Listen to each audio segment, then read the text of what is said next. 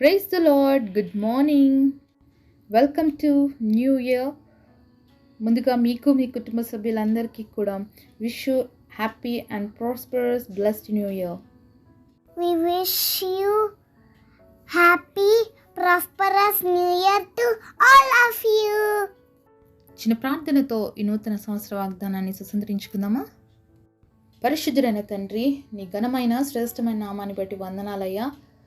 ప్రవ్వా, గతించినటువంటి 2023 సంవత్సరం అంతా కూడా నీ కాపుదల భద్రత మాకు ఇచ్చావయ్యా. ఈ నూతన సంవత్సరంలోకి ప్రవేశించినటువంటి ప్రవ్వా, మా అందరినీ బట్టి మీకు స్తుతులు స్తోత్రాలు. ఈ నూతన సంవత్సరంలో నూతనమైన ఆశీర్వాదాలతో దీవెనలతో మమ్మల్ని నింపండి ప్రవ్వా. ఈ గొప్ప మాటలతో మా అందరితో మాట్లాడి దర్శించమని యేసు నామములో ప్రార్థిస్తున్నాము తండ్రి. ఆమేన్.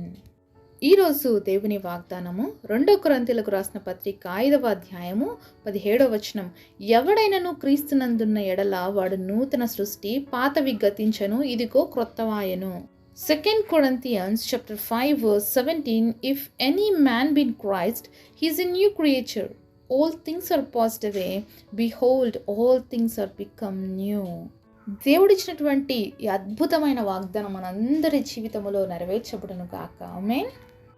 మరి good bye to 2023 and welcome to 2024 అన్నట్లుగా హ్యాపీగా అందరు కూడా వెల్కమ్ చేశాం కదండి 2024ని. మరి ఎంతమంది హ్యాపీగా ఉన్నారండి? మరెంతో ఆశతో చూసినటువంటి ఈ గొప్ప సంవత్సరంలోకి దేవుడు మనల్ని అందరినీ కూడా ప్రవేశింపజేసినందుకు మనమందరం కూడా దేవుని స్తుతించవలసిన వారుగా ఉన్నామండి. అందును బట్టి దేవుడికి మహిమ, ఘనత, ప్రభావములు చెల్లునుగాక. అలాగే ఈ నూతన సంవత్సరంలో ప్రవేశించినటువంటి మనలందరినీ దేవుడు ఏ విధంగా ఉండాలని కోరుకుంటున్నాడు తెలుసా? మరి క్రొత్తగా ఉండాలని కోరుకుంటున్నాడండి. ఎందుకంటే పాతవి గతించెను, ఇదిగో క్రొత్తవాయెను అని. మరి 31st నైట్ అందరం కూడా వాచ్ నైట్ సర్వీస్లో మన పాపాలన్నీ కూడా ఒప్పేసుకున్నాం కదా, విడిచిపెట్టేస్తాం ప్రభు అని ప్రామిస్ చేసేసాం. ఇంకా బ్యాక్కి మనం వెళ్ళం, అవి పాతవండి. మరి కొత్త సంవత్సరంలోకి ఎంటర్ అయ్యేటప్పుడు కూడా మనం కొన్ని ప్రామిసెస్ దేవుడితో చెప్పాము. అలాగే ఇలా ఉంటాను ప్రభు, అలా ఉంటాను ప్రభు అని చెప్పి ప్రామిస్ చేశాం కదండి.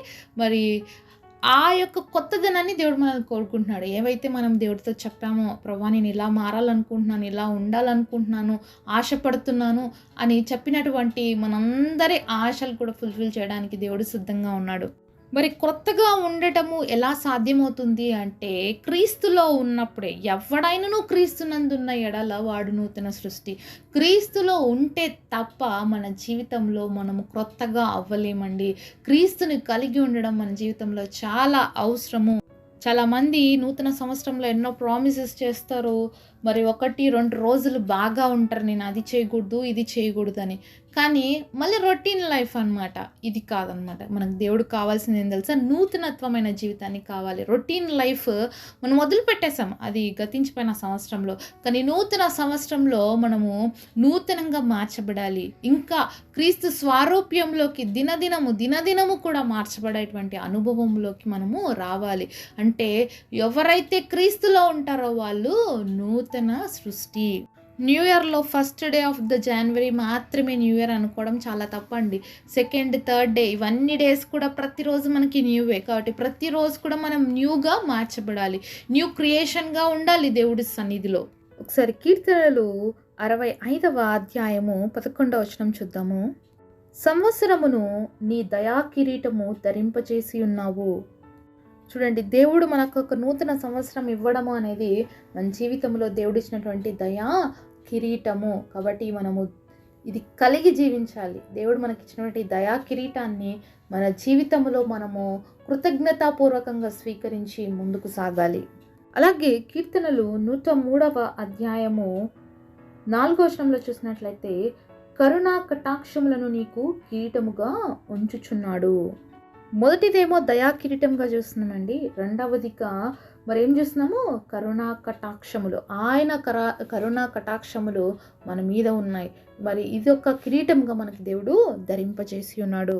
అలాగే ఫిలిప్పీలకు రాసిన పత్రిక 4వ అధ్యాయము 8వ వచనం చూద్దాం.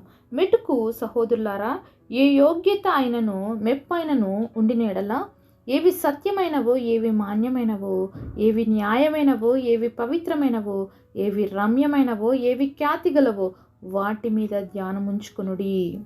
మరి గతించిన సంవత్సరం అంతా కూడా నువ్వు ఎలా జీవించావో, కానీ ఈ నూతన సంవత్సరంలో మాత్రము దేవుడు ఇచ్చినటువంటి దయా కిరీటాన్ని ధరించుకొని ఆయన కరుణా కటాక్షములతో నీ జీవితము నిరంతరము వర్ధిల్లాలని దేవుడు కోరుకుంటున్నాడు. అయితే ఈ నూతన సంవత్సరంలో నువ్వు చాలా విషయాలు నేర్చుకోవాలి, ఇంకా చాలా పరిస్థితుల్లో దేవుడి కోసం నిలబడవలసిన ఉన్నది. కాబట్టి నువ్వు ఏమేమి చూడాలి అంటే సత్యమైనవేవో, అలాగే ఏవైతే మాన్యమైనవి, ఏవైతే న్యాయమైనవి, పవిత్రమైనవి, అలాగే ఏవైతే రమ్యమైనవి, ఖ్యాతి అయినవి, వీటి మీద మనం ఏం చేయాలంటే ధ్యానం ఉంచుకోవాలి. అంటే ఏవైతే మన జీవితాల్లో మరి అలాగే దేవుని నామానికి మహిమకరంగా ఉంటాయో అలాంటి వాటిని మాత్రమే మనం చేయాలి. మొదటిగా మన జీవితంలో సత్యం ఉండాలి, పవిత్రత ఉండాలి, యోగ్యమైన జీవితం ఉండాలి, అలాగే న్యాయంగా మనం జీవించగలగాలి, అలాగే దేవుని నామానికి ఖ్యాతి తెచ్చేటువంటి జీవితాన్ని మనం కలిగి ఉండాలి. వీటన్నిటి మీద కూడా ఈ సంవత్సరం మనము ఖచ్చితంగా కాన్సన్ట్రేట్ చేయాలి. ఆ విధంగా దేవుడు వాక్యం ఏ విధంగా చెప్తుందో ఆ విధంగా మనము జీవించాలి. ఒకసారి యోబు గ్రంథము 8వ అధ్యాయము 7వ వచనం చూద్దాం. అప్పుడు నీ స్థితి మొదటగా కొద్దిగా ఉండినను, తుదకు నీవు మహాభివృద్ధి పొందుదువు. ఏమంట, మొదటిగా మన స్థితి తక్కువగా కనిపించినప్పటికీ కూడా చివరికి మనం ఎలాగుంటాము అంటే మహా అభివృద్ధి పొందుతాం. ఎందుకంటే పవిత్రమైన జీవితము, సత్యమైన జీవితము, న్యాయమైన జీవితము జీవించడము చాలా కష్టం. మరి అలా జీవించినప్పుడు మనకు అనిపిస్తుంది ఎక్కడ కూడా నాలో ఎదుగుదల లేదు అని అనిపిస్తుంది. కానీ నువ్వు అవన్నీ కలిగి ఉన్నప్పుడు దేవుడు ఏం చేస్తాడంట, మహా అభివృద్ధిని ఇస్తానని చెప్పి ఇయర్ దేవుడు మనతో మాట్లాడుతున్నాడు. కాబట్టి ఇవన్నీ మన జీవితంలో కలిగి ఉన్నప్పుడు మనం మొదటి స్థితి కంటే కూడా మనం ఇంకా అధికమైనటువంటి ఉన్నత స్థితికి దేవుడు మనల్ని రీచ్ చేయాలని ఆశపడుతున్నాడండి. కాబట్టి 2024 అనేది బ్లెస్డ్ ఇయర్గా దేవుడు మనందరి జీవితాల్లో మార్చాలని ఆశపడుతున్నాడు. కాబట్టి ఏమైతే దేవుడు చెప్పాడో వాటిని మనం పాటించడం నేర్చుకోవాలి. అవి మన హృదయంలో కలిగి ఉండి నడుచుకోవాలి. అలాగే కీర్తనలు 104వ అధ్యాయము 33వ వచనం కూడా చూద్దాము. నా జీవిత కాలం అంతయు నేను యెహోవాకు కీర్తనలు పాడెదను, నేనున్నంత కాలము నా దేవుని కీర్తించదను. మరి నూతన సంవత్సరంలోకి ప్రవేశించబడినటువంటి మనమందరం కూడా నిరంతరము దేవుణ్ణి కీర్తనలు పాడేవారుగా, అలాగే దేవుని స్తుతించేవారిగా, దేవుని కీర్తించేవారిగా ఉండాలండి. మరి గతించిన సంవత్సరంలో అనేక సార్లు సొనిగి గొనిగి మన జీవితాన్ని మరి నూతన సంవత్సరంలోకి వచ్చామేమో. అయితే ఇయర్ అలా సొనిగి గొనిగే స్థితిలో మనం ఉండకుండా నిరంతరము దేవుని స్తుతించేవారిగా, నిరంతరము కీర్తించేవారిగా ఉండాలని చెప్పి దేవుడు ఆశపడుతున్నాడు. కాబట్టి మనందరం కూడా ఈ సంవత్సరం అంతా కూడా మరి ఎంతో జాయ్తో, అలాగే ఎంతో ఆనందముతో, దేవుడు ఇచ్చినటువంటి సంపూర్ణమైనటువంటి సంతోషముతో మరి ఎప్పుడు కూడా కీర్తనలు పాడతామంటే మరి సంతోషంలో ఉన్నప్పుడే ఎక్కువ పాడగలుగుతాం. కానీ దేవుడి బిడ్డలుగా సంతోషంలోనూ, దుఃఖంలోనూ, వేదనలోనూ ప్రతి పరిస్థితిలో దేవుని కీర్తించేవారిగా ఉండాలి. ఎందుకంటే మరి పౌలు శీలలు చెరసాల్లో వేయబడినప్పటికీ కూడా వాళ్ళు దేవుని ఆ రోజు రాత్రి స్తుతించగలిగారు. కాబట్టి చెరసాలకు అక్కడ భూకంపం కలిగి అన్నీ కూడా పునాదులే అదిరిపోయి తలుపులన్నీ ఊడదీయబడ్డాయి. అయితే ఏ ఒక్కరు అక్కడి నుంచి పారిపోలేదు. అయితే వాళ్ళు చేసినటువంటి ఆ ప్రార్థన, ఆ స్తుతి అనేది ఆ యొక్క జైల్లో ఉన్న ప్రతి వ్యక్తి మారే విధంగా చేశాయి. కాబట్టి ఎలాంటి పరిస్థితులు మన జీవితంలో వచ్చినా నిరంతరం మనం దేవుని స్తుతించేవారిగా, దేవుని ఘనపరిచేవారిగా, ఆయన్ని కీర్తించేవారిగా ఉండాలని దేవుడు ఆశపడుతున్నాడు. అలా జీవించాలి. అలాగే నూతన సంవత్సరంలో నూతనమైన ఆశీర్వాదాలతో దేవుడు ఇచ్చినటువంటి దయా కిరీటాన్ని ధరించుకున్న మనము, దేవుని యొక్క దయ ఇతరుల పట్ల చూపుతూ, ఆయన కరుణా కటాక్షాలు ధరించినటువంటి మనము ఇతరుల పట్ల కనికరముతో బిహేవ్ చేస్తూ మరి ఆయన చెప్పినటువంటి న్యాయమైన, సత్యమైన, యోగ్యమైన, మాన్యమైనటువంటి జీవితాన్ని జీవిస్తూ మరి నిరంతరము కూడా దేవుణ్ణి స్తుతిస్తూ మనం ఈ నూతన సంవత్సరం అంతా కూడా కొనసాగించాలని దేవుడు ఆశిస్తున్నాడు. అలాగే ఈ నూతన సంవత్సరాన్ని మనందరి జీవితంలో ఒక నూతనమైన విధానములో, అంటే లోకపరంగా కాకుండా ఆత్మీయపరమైనటువంటి ఉన్నత స్థితిలోకి మనం రావాలని, అలాగే మన జీవితంలో దినదినాభివృద్ధి, ఒక్కరోజు కాదు, 2 రోజులు కాదు, మరి గతించేటువంటి ఈ సంవత్సరం అంతా కూడా దేవుని యొక్క దయా కిరీటం మన మీద ఉంది కాబట్టి ఆయన దయలలో వర్ధిల్లుతూ మరి దినదినం ఆయనలో ఎదుగుతూ ఇంకా బలమైనటువంటి ఆత్మీయ స్థితికి అలాగే మహాభివృద్ధి చెందేటువంటి స్థితిలోకి దేవుడు మనల్ని అందరినీ దీవించి ఆశీర్వదించునుగాక.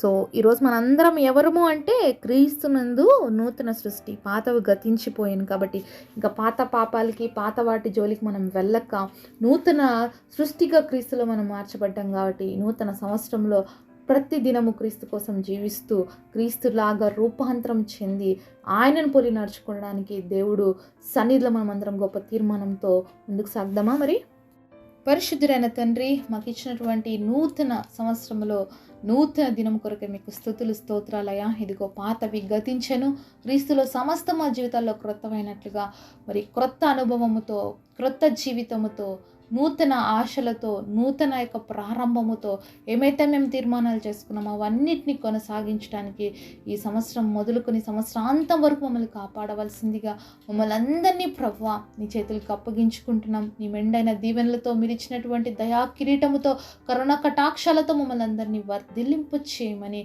యోగ్యమైన మాన్యమైనటువంటి స్థితిలో మేము పవిత్రముగా నీ కోసం జీవించే కృపనివ్వమని యేసు నామములో ప్రార్థిస్తున్నాము తండ్రి. ఆమేన్.